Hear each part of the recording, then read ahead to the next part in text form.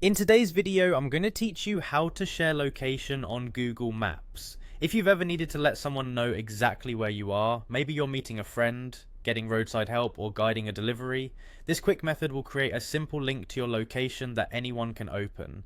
Let's walk through it clearly and make sure it's accurate and easy. Start by opening Google Maps on your phone or computer.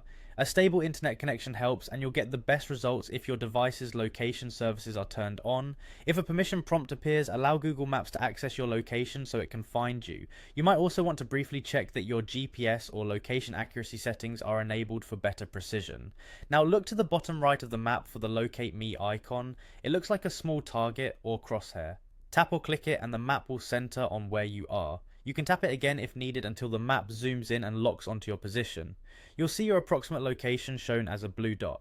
If there's a light blue circle around it, that circle represents the accuracy range. The smaller the circle, the more precise the location. If the circle is large, stepping outside or moving away from tall buildings or dense interiors can help the GPS hone in more accurately. You can pinch to zoom and verify that the dot matches nearby landmarks or street names. Next, tap or click the blue dot. This opens a small card for your current location.